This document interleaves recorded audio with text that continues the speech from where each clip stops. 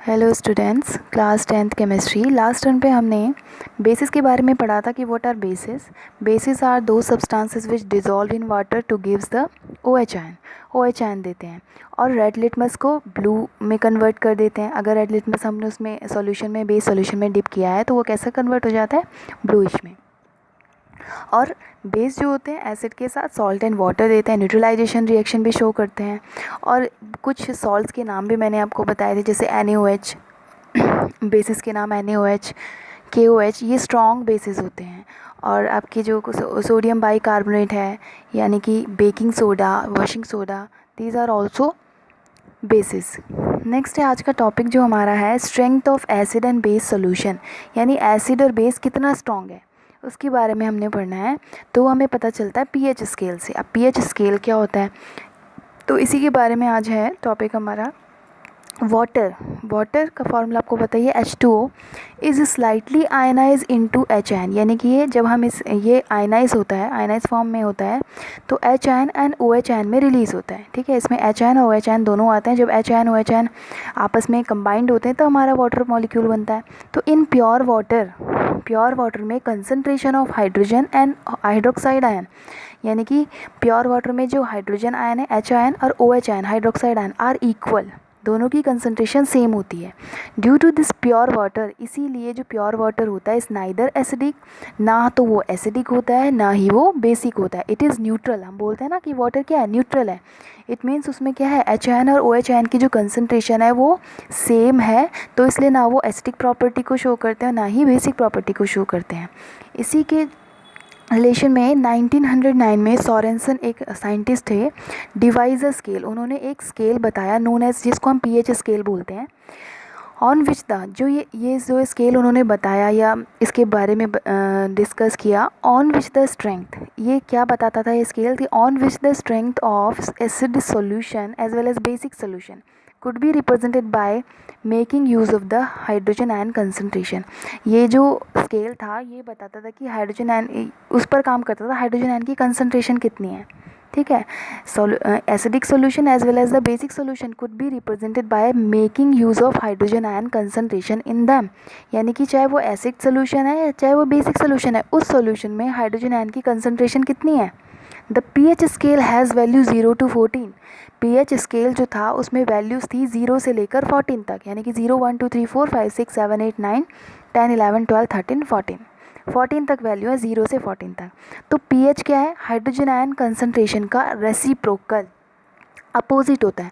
ठीक है, pH is directly inversely proportional 1 H ion, inversely proportional होता है किसकी, H आयन कंसंट्रेशन की। इन्वर्सली प्रोपोर्शनल का मतलब है अगर H आयन की कंसंट्रेशन हाई है तो हमारा pH की वैल्यू लो होगी।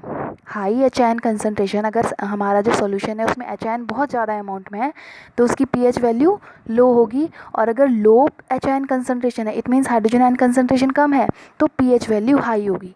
अब इसी के बेस पे, इसी pH वैल्यू के बेस पे हम बताते हैं हमारा जो सॉल्यूशन है वो स्ट्रॉन्ग एसिड है या वीक एसिड है, या स्ट्रॉन्ग बेस है या वीक बेस है, इसी हाइड्रोजन आयन कंसंट्रेशन की बेस पे।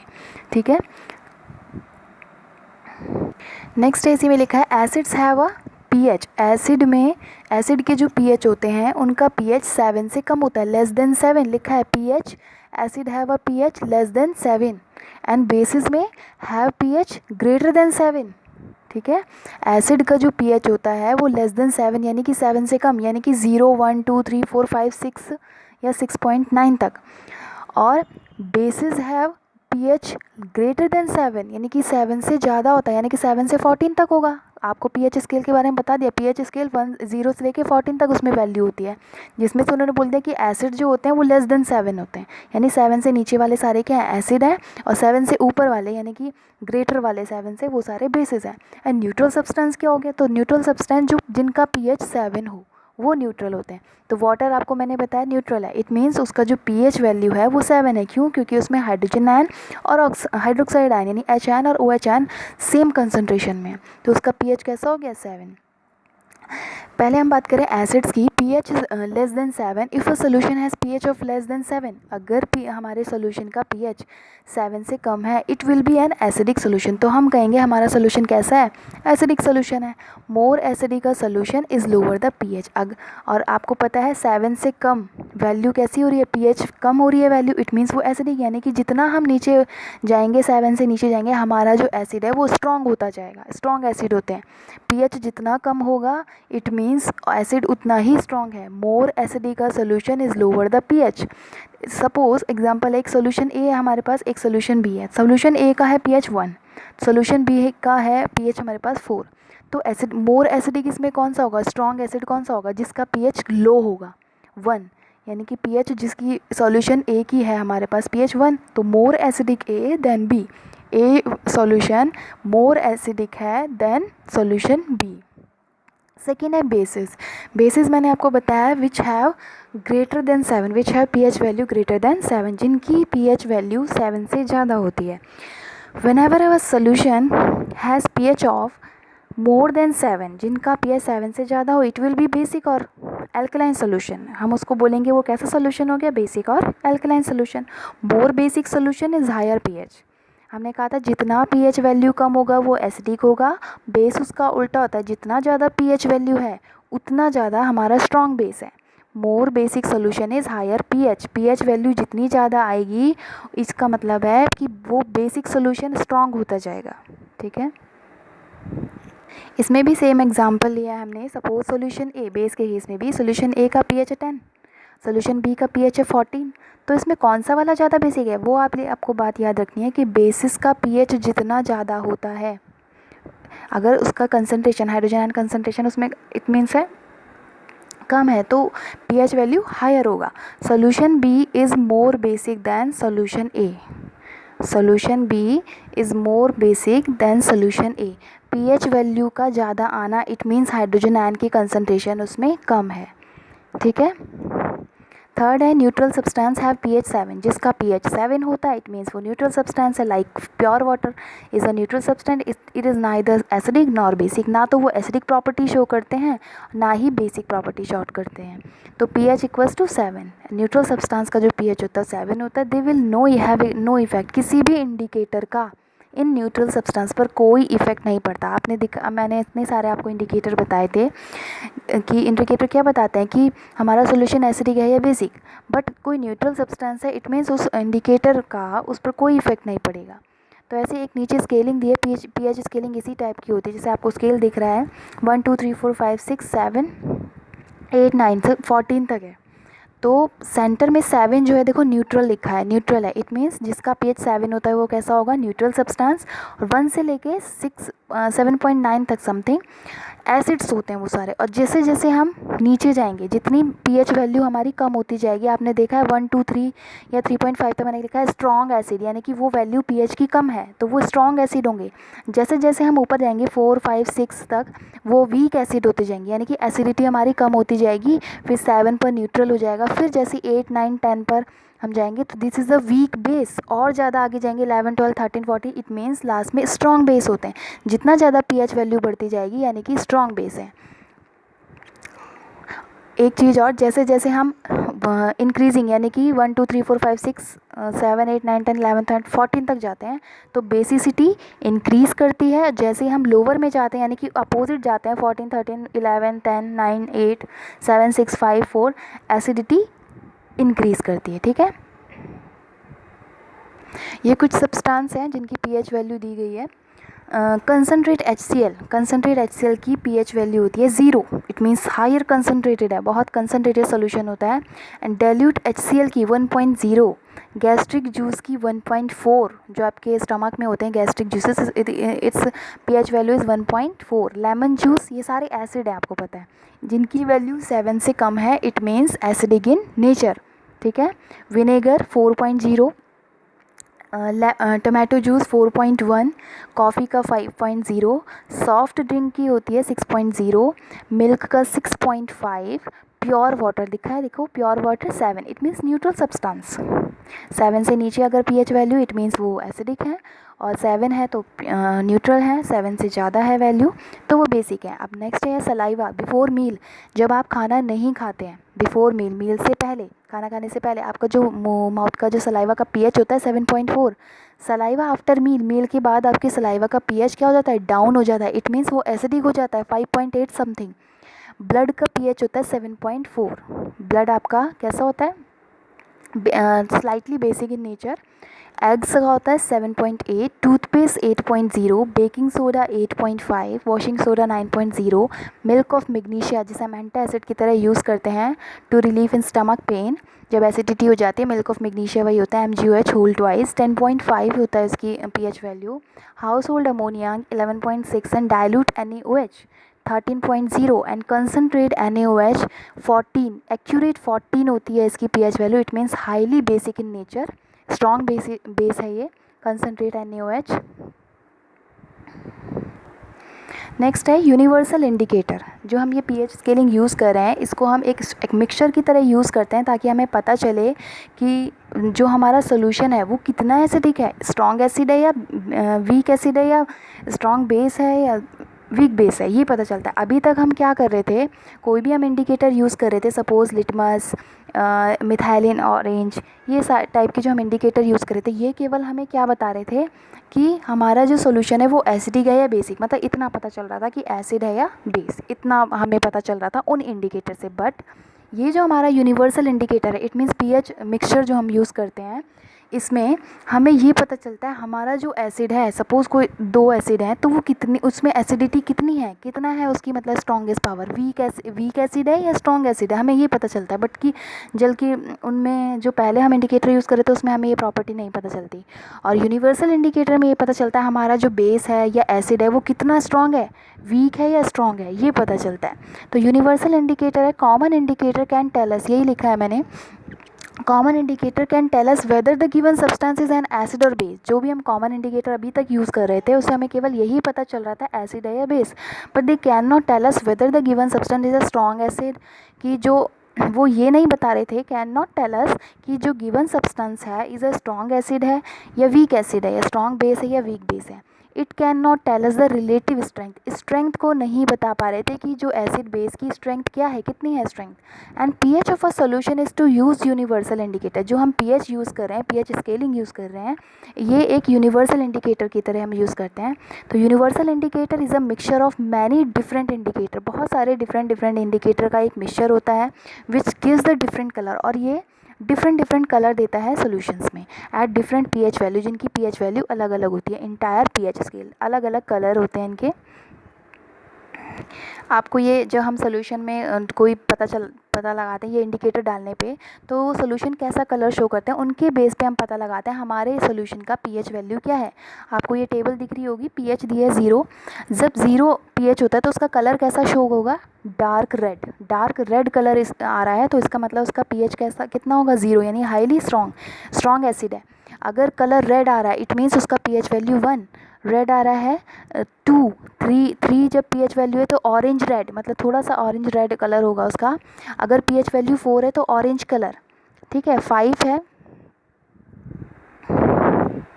ऑरेंज येलो, एंड 6 में ग्रीनिश येलो, 7 में ग्रीन, 8 में ग्रीनिश ब्लू, 9 में अगर 9 pH वैल्यू है उसकी तो ब्लू कलर। ऐसे ही बढ़ते जाते हैं और कलर डिफरेंट करते जाते हैं, जितना ज़्यादा होता जाएगा वो लाइट में लास्ट में वॉयलेट कलर के दिखाते हैं आपको। 14 जो आता है pH वैल्यू वॉयलेट कलर का हो जाता है।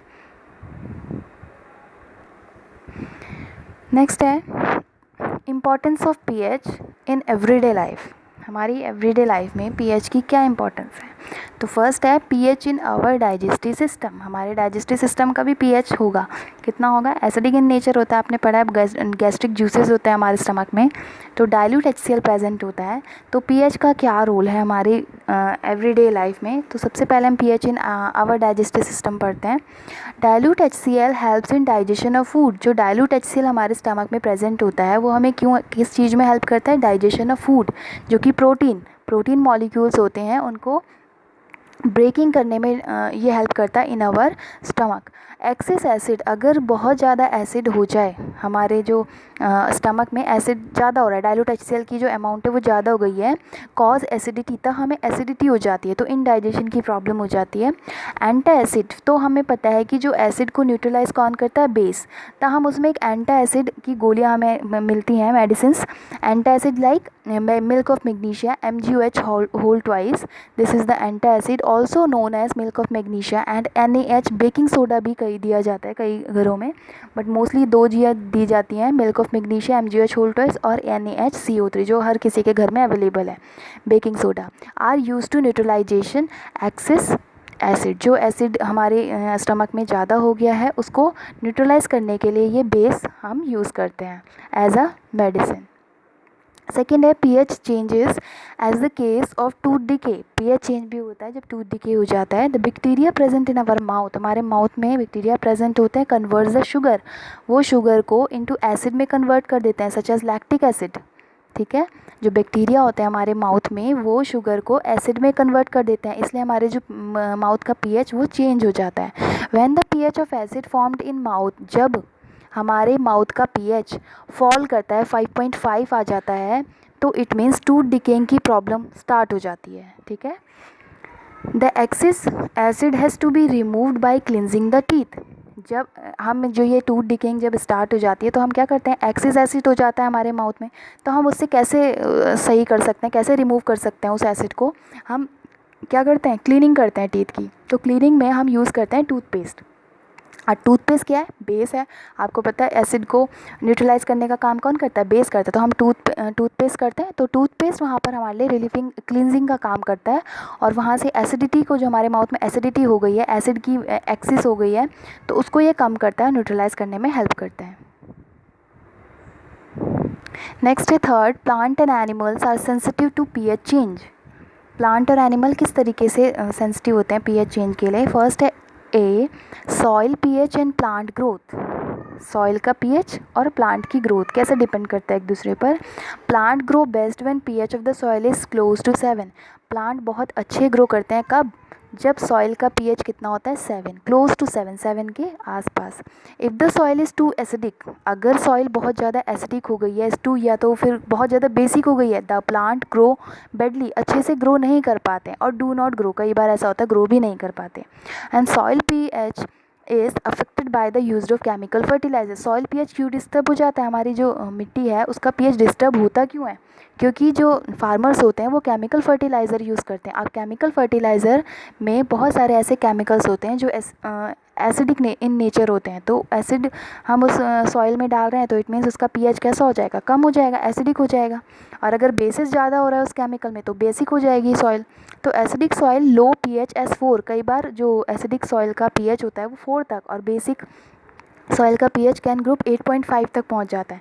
तो if the soil is too acidic, अगर सॉइल टू बहुत ज़्यादा एसिडिक हो गई है, then it is treated with, तो हम उससे कैसे हम उससे छुटकारा पाएँ, जब बहुत ज़्यादा एसिडिक हो गई है तो हम उसमें एक material like quick lime CaO calcium oxide और slaked lime CaOH whole twice और चॉक, ये हम मटेरियल यूज़ करते हैं। क्यों, क्योंकि वहाँ पे एसिडिटी ज़्यादा हुई है, तो ये सारे के सारे बेस हैं, तो उसे न्यूट्रलाइज करने में हेल्प करते हैं।